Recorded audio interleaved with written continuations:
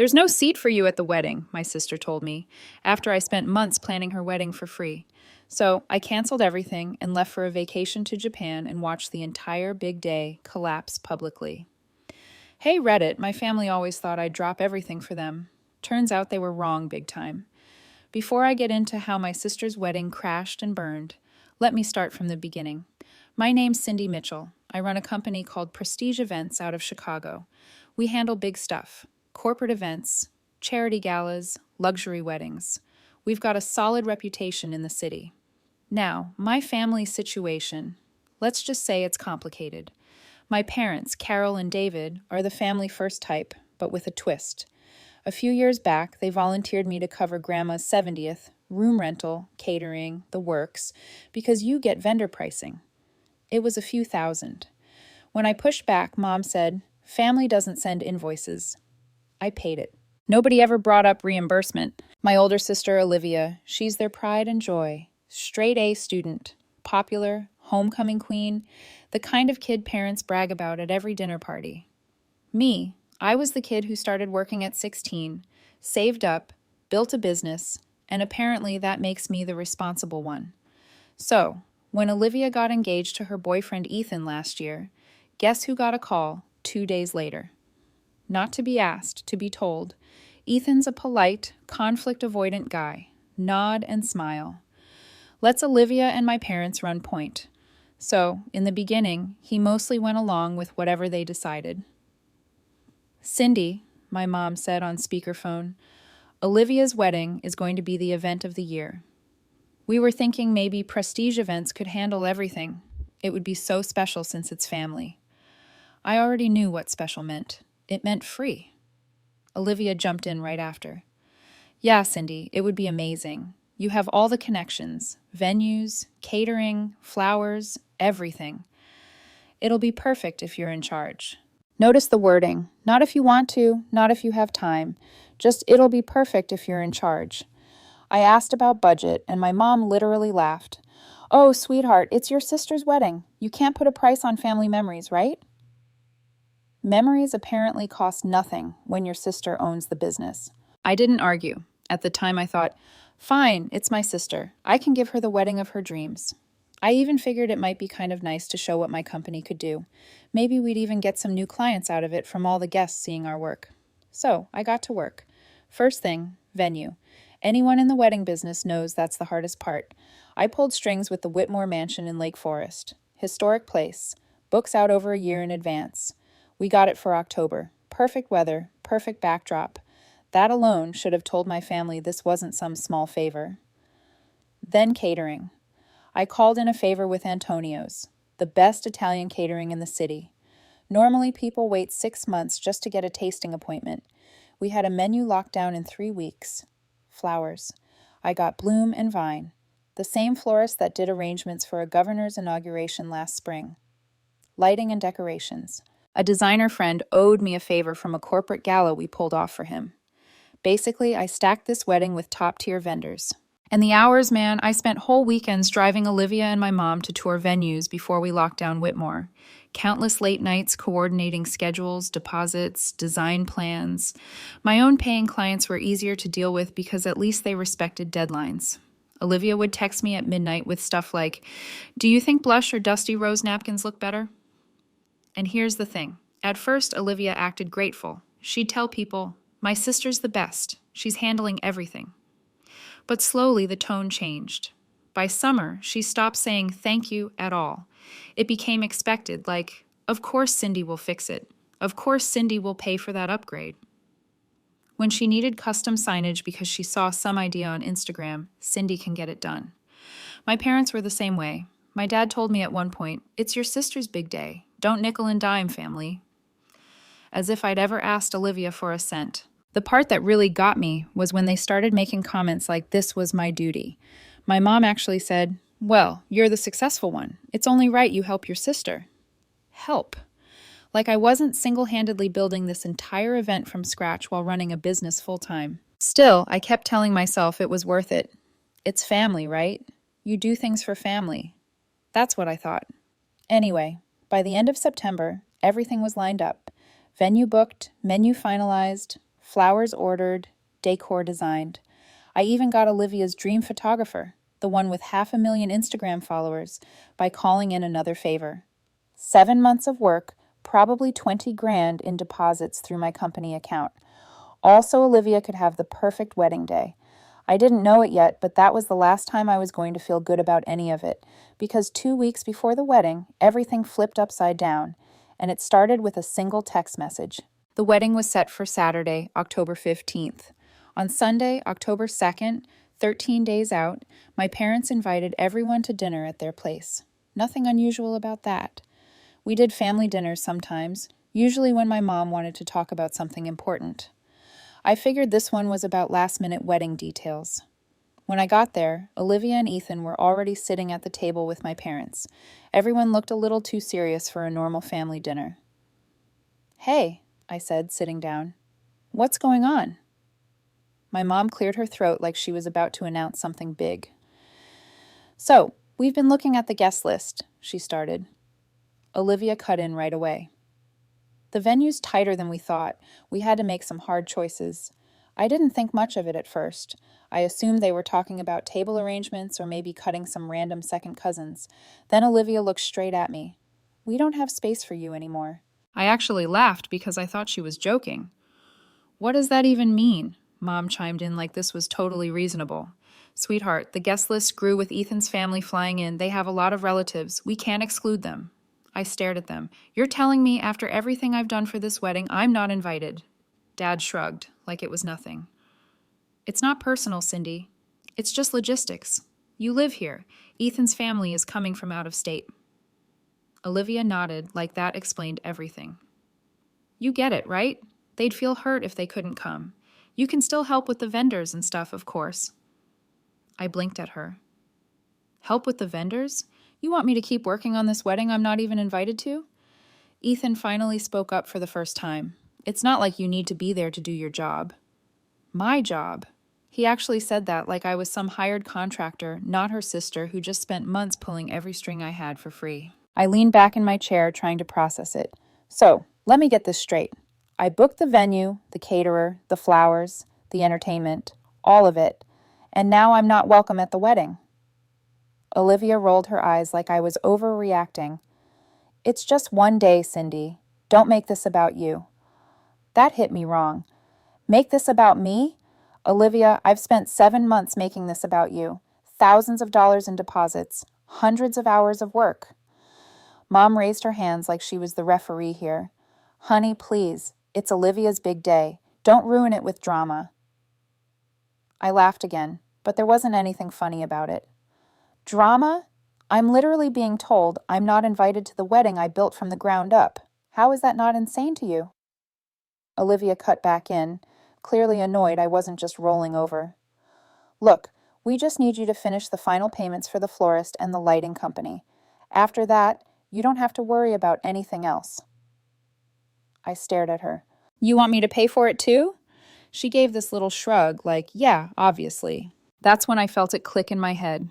The months of staying quiet, of telling myself it was worth it because family mattered, of eating costs because I thought I was doing the right thing. Gone. I leaned forward on the table. "No, I'm not paying another cent. And if you're serious about uninviting me, I'm done with all of it." Olivia looked shocked, like the thought of me saying no had never crossed her mind. "You can't just quit now. Everything's under your name." "Exactly," I said. That shut her up for a second. Mom jumped in again, her voice sharp now. "Cindy, don't be spiteful. This is family. You don't walk away from family." I looked around the table at all of them, Olivia looking annoyed, Ethan smirking like he thought he'd won, my parents glaring at me for not falling in line. "Family," I said. "Family doesn't use someone for 7 months, then toss them out because some out-of-town uncle needs a chair." Olivia snapped back. "It's my wedding. I get to decide who's there." "Yeah," I said, standing up, "and I get to decide what I'm part of. Good luck with your wedding." I grabbed my jacket and walked out. Nobody stopped me. On the drive home, my phone buzzed 3 times.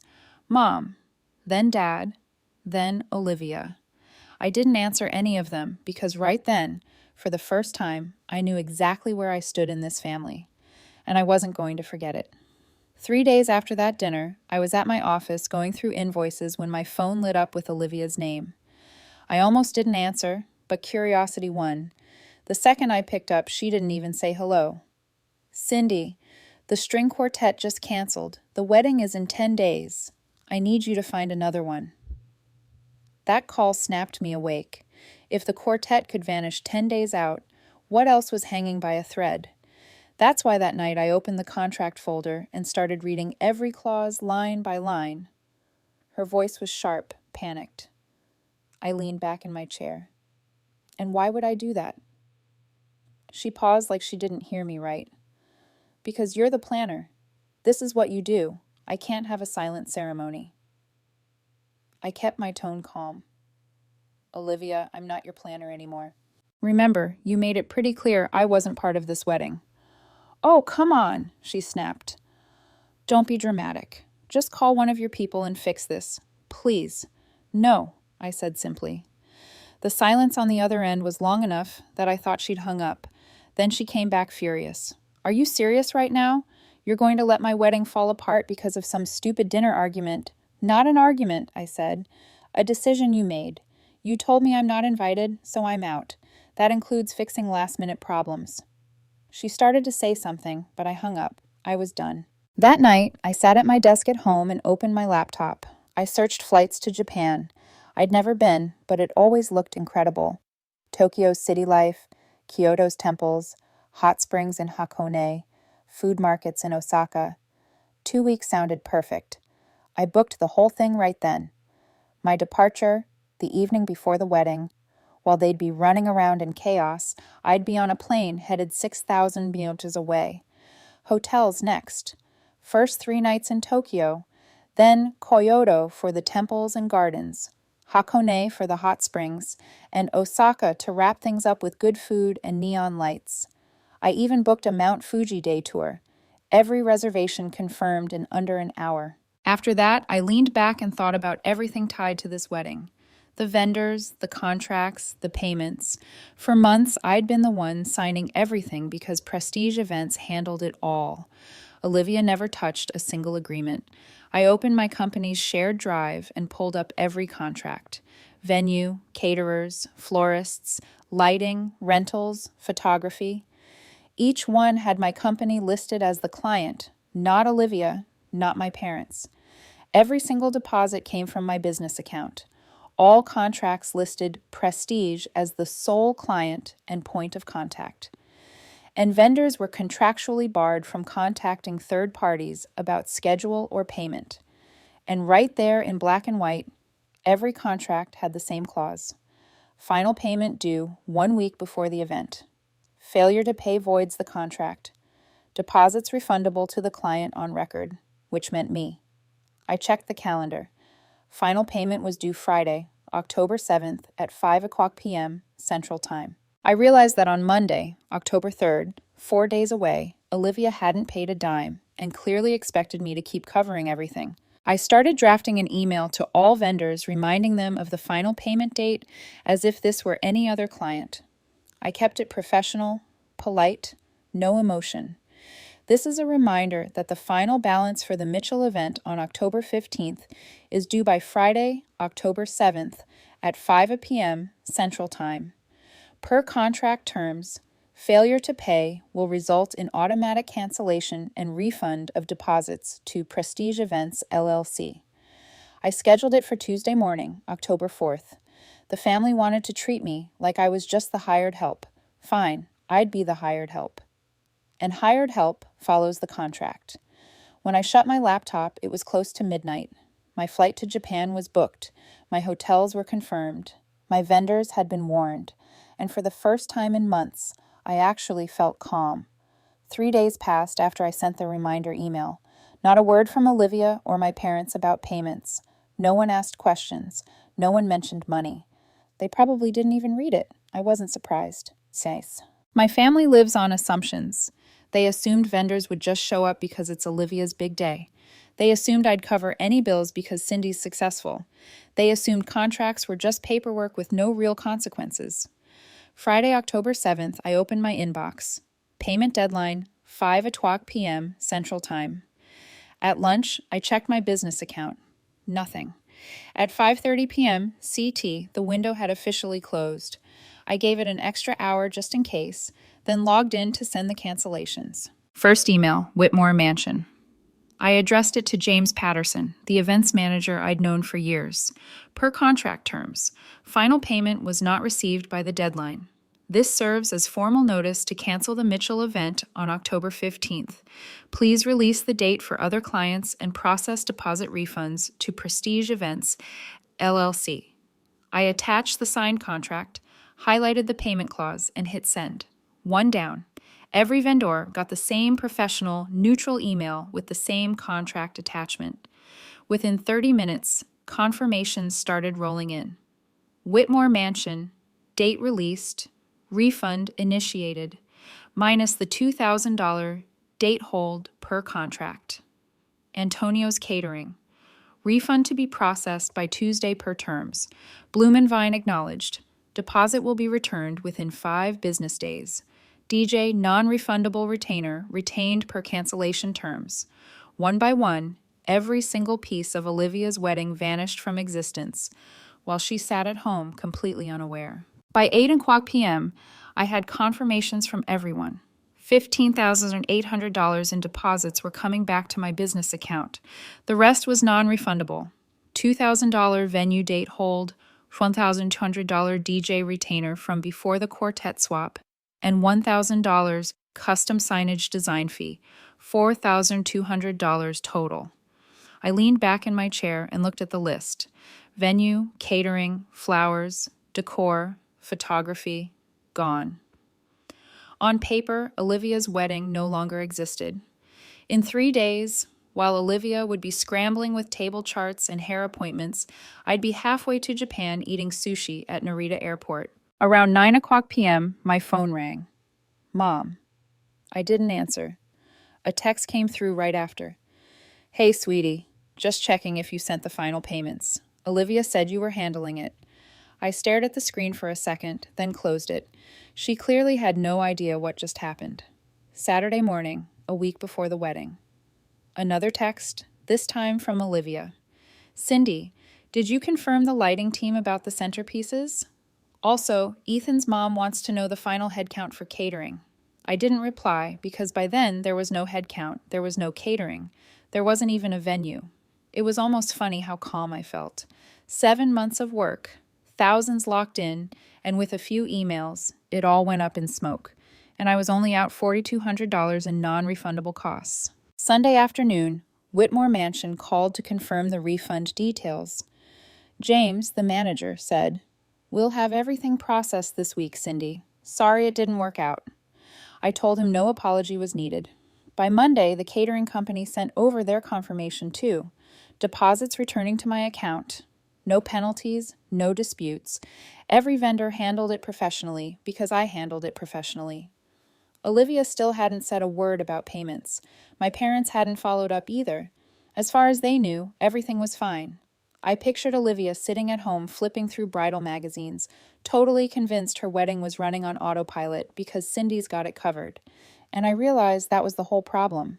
They all thought I'd just keep eating costs, keep solving problems, keep showing up no matter how they treated me. But the second that payment deadline passed, I wasn't the sister doing a favor anymore. I was a business owner closing out a failed project. Tuesday evening, the last confirmation hit. Photography deposit refunded. Contract voided. At that point, the refunds were complete. The only money left on the table was the $4,200 in non-refundable items. Olivia's wedding no longer existed anywhere except her imagination, and she still didn't know. The wedding was set for Saturday. By then, I was already gone. My flight to Tokyo left Friday night, October 14th, the evening before the wedding. I boarded, put my phone on airplane mode, and that was it. I wasn't planning to check messages until I landed. While I was somewhere over the Pacific, Olivia, Ethan, my parents, and 150 guests were walking straight into a disaster none of them saw coming. My phone rang Sunday morning, Japan time.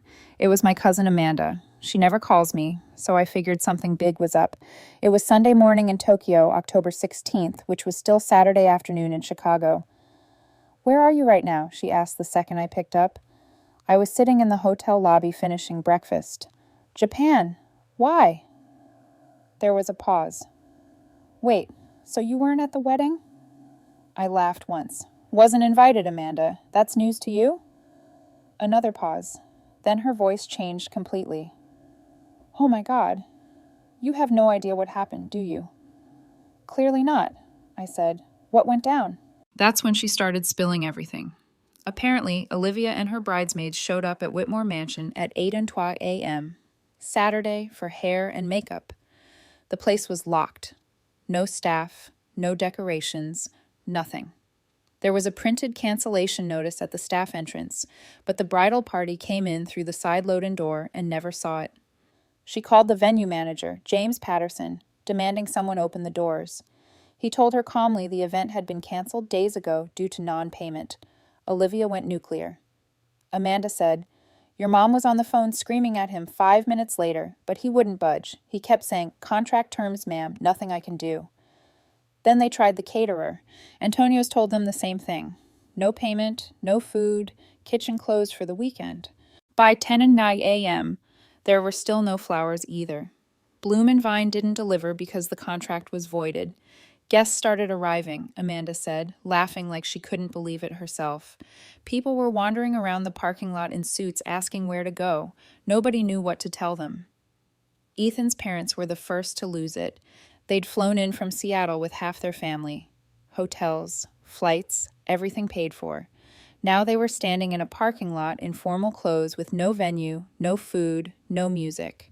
His mom was yelling at Olivia in front of everyone, Amanda said, like full-on yelling. His dad kept saying this was embarrassing for the entire family. I could almost picture it. Olivia crying, my mom blaming everyone but herself. My dad trying to order people around like that was going to open doors magically. By noon, guests realized nothing was happening. Some started leaving to get lunch on their own.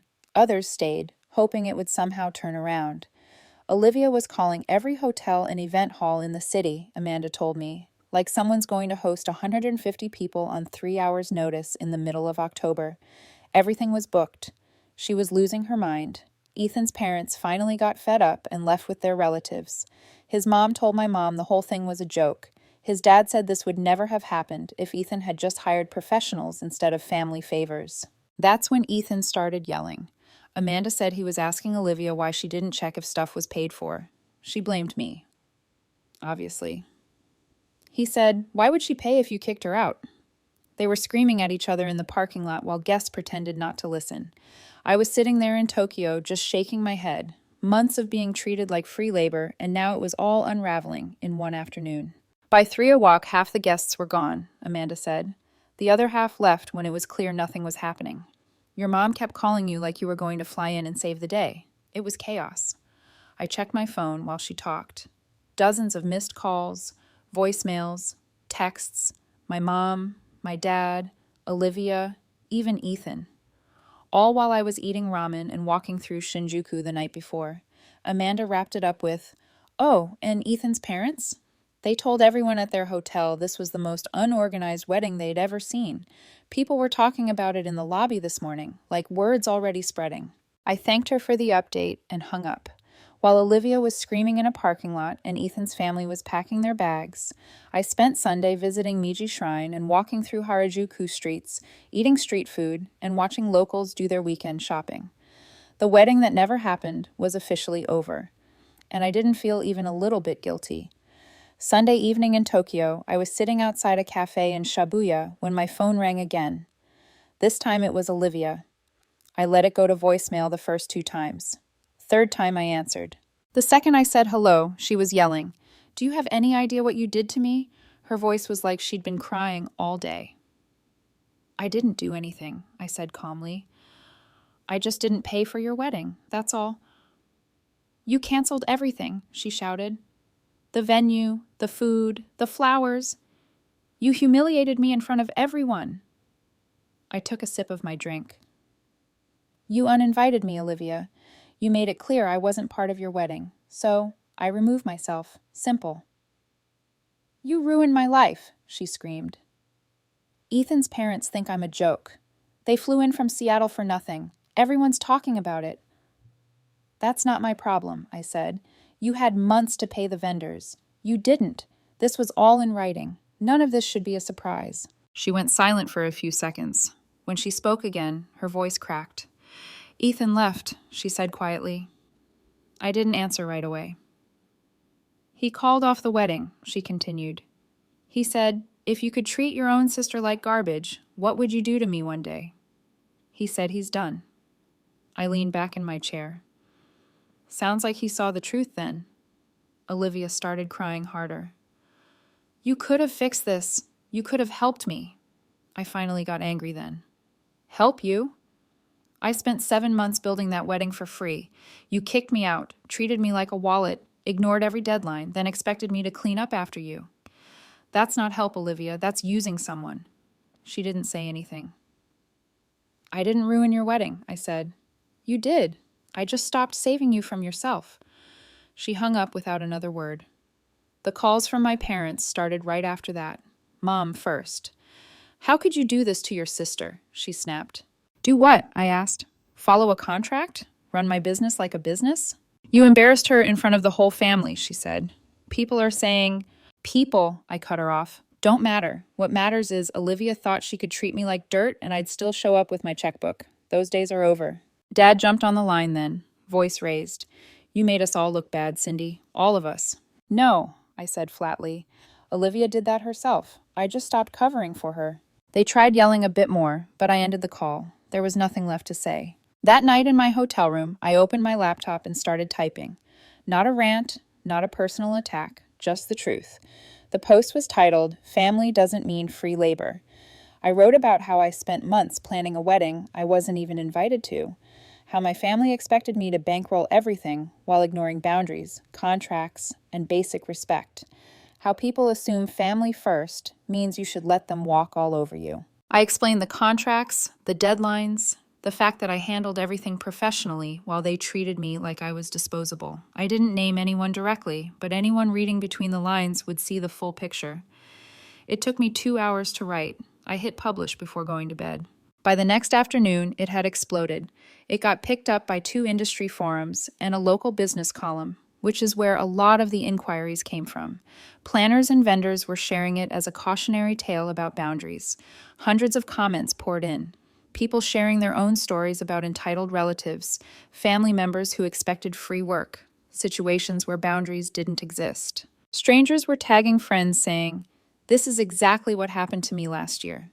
Wedding planners, photographers, and caterers left comments like, "This is why we require contracts, family or not." By the time I checked my email, I had 3 new client inquiries waiting. Real clients. Paying clients. People who said they respected how I handled things professionally despite the personal mess. 2 days later, it was 10 inquiries, then 17 by the end of the week. Olivia didn't call again. Neither did my parents. Amanda texted me a few updates. Olivia was staying with my parents, barely leaving her room, apparently crying nonstop. Ethan hadn't spoken to her since the wedding day. His parents demanded the engagement ring back. I didn't reply to Amanda's messages. I was in Kyoto by then, walking through Temple Gardens while my phone buzzed with work opportunities instead of family drama. It was weird. For months, everything in my life had revolved around Olivia's wedding. Now it was just gone. No wedding, no fiancé, no endless late-night texts about flowers and lighting and table settings.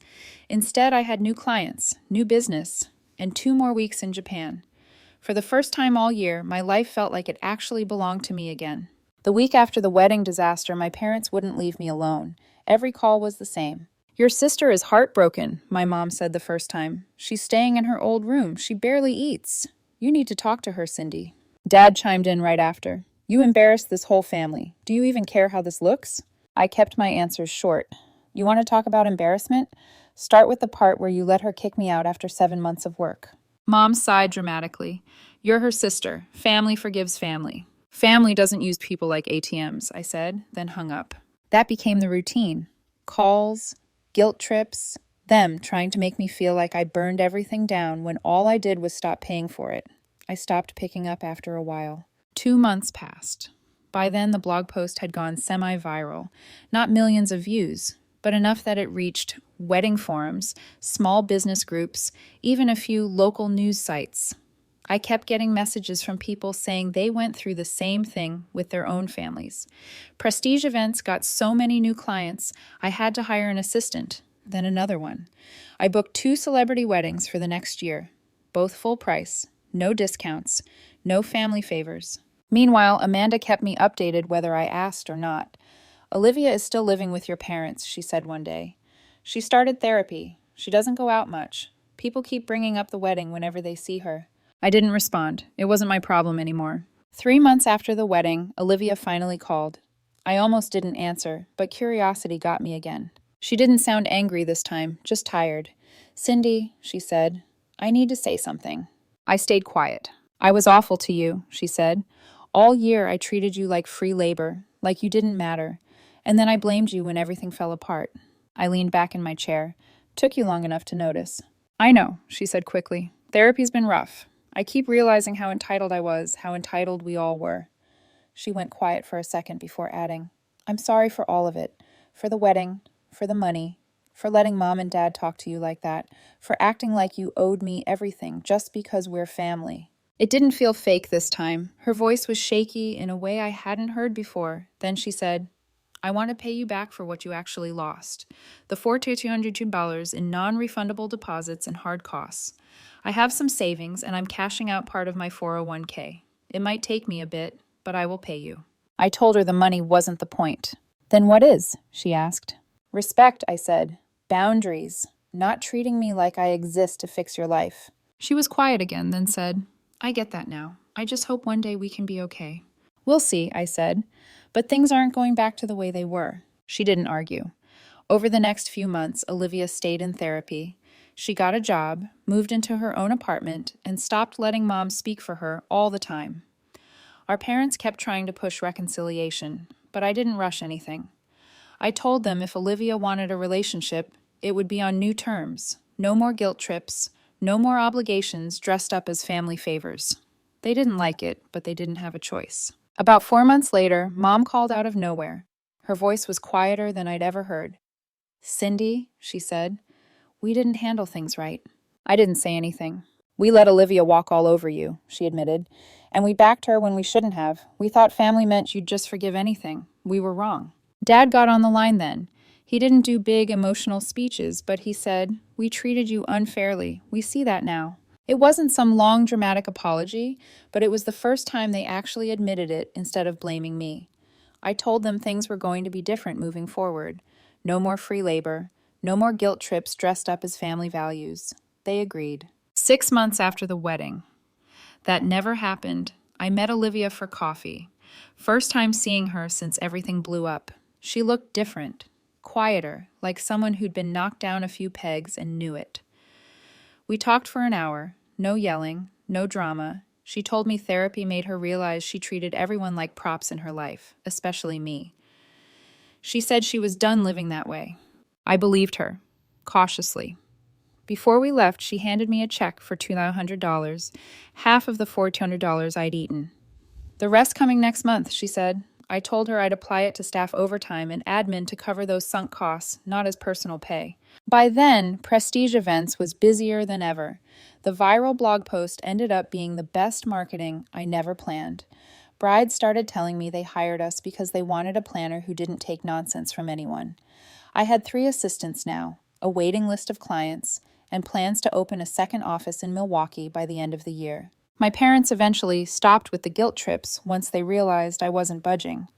I visited on holidays, stayed polite, but didn't get dragged back into old patterns. The next spring, I flew back to Japan. This time, it wasn't to escape anything.